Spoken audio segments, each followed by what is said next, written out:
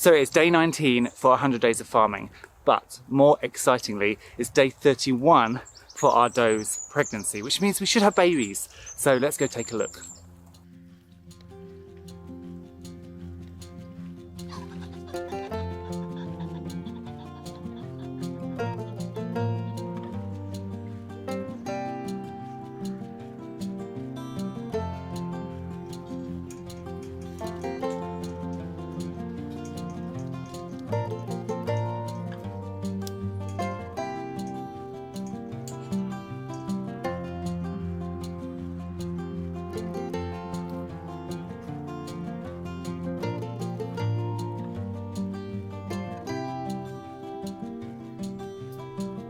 So every morning Liara waits for her green stuff, so let's give some of this to her and then we'll check her nest box.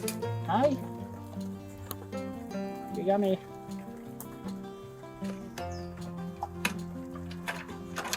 So here goes.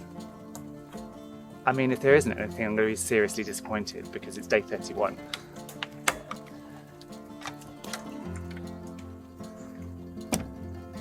Oh, there is!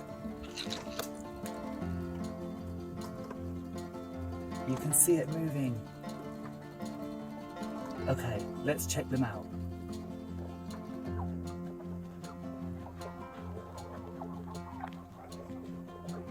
They're so cute.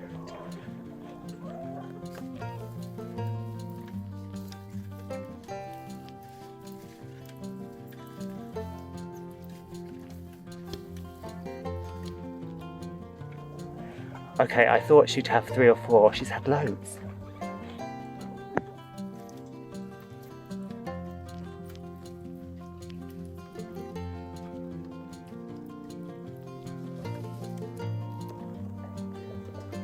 Oh my god, she's had 10.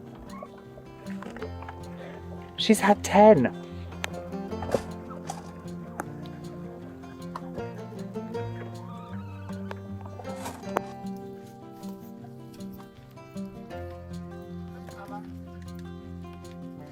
Well done, Liara. No wonder you were eating so much. You had 10 babies. It's crazy.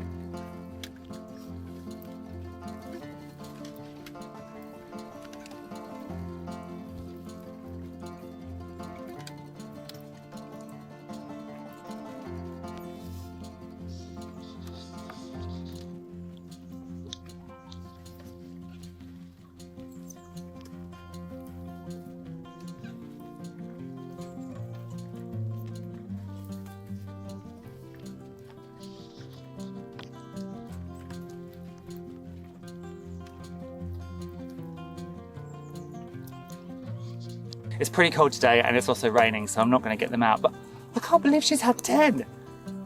That's insane. She's had 1 litter before. I think she had 5.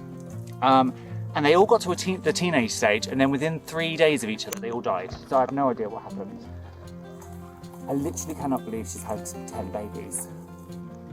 Well done.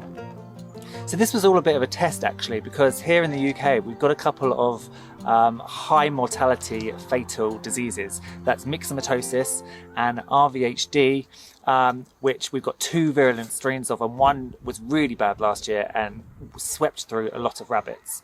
So I decided to vaccinate my breeding does, so 2 does and 2 bucks.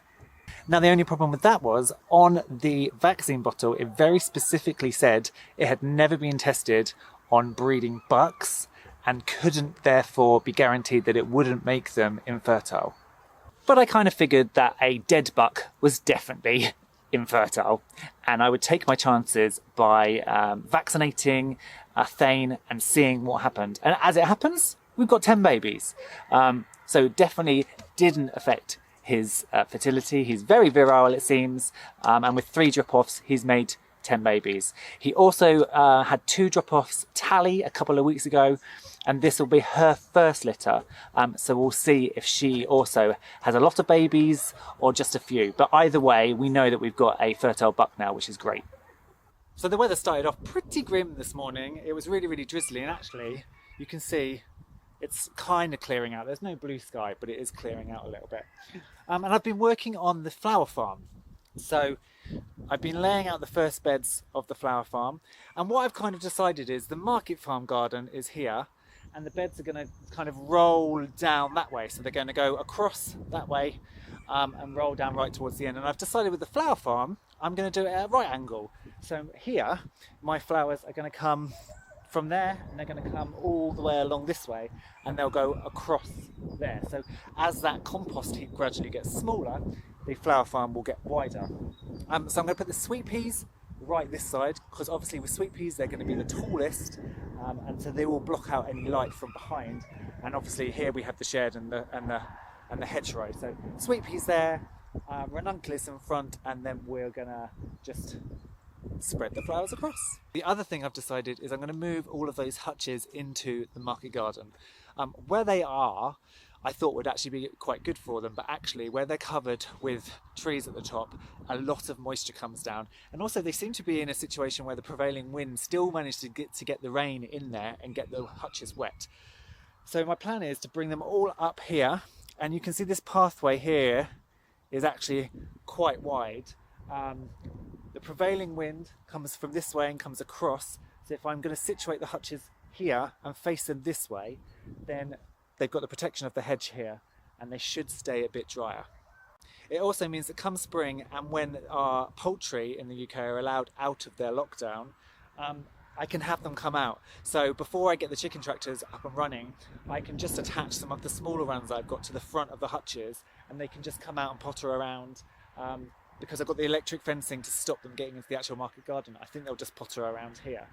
Now, a lot of British rabbit keepers, especially for meat rabbit keepers, keep their bunnies in hutches. They don't have them outside because of the diseases, because of myxomatosis, RVHD, coccidiosis, and things like that. I don't know whether the same is similar in America. I see a lot of your YouTube channels, and you have the cages, but you also have rabbit tractors.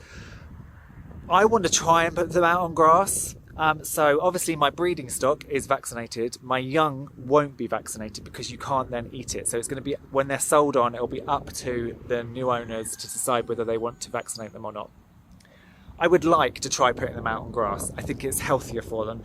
It's obviously not healthier for them if they end up dying from a disease, but we're going to try it and see what happens and see if I can get away with it before selling them on.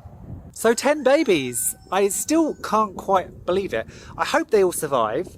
I guess there's no reason that Liara won't be able to feed them enough. She's, I give her enough food, enough water, so she should be able to provide them with enough milk.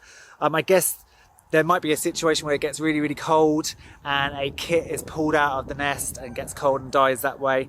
I was a bit worried about the coldness and the chilliness, but actually when I put my hand into that nest, it's super warm in there. So I think they'll be fine. So of course, I will keep you up to date over the coming weeks as they develop and they start hopping around. And the first babies to be born on the farm. It's very exciting.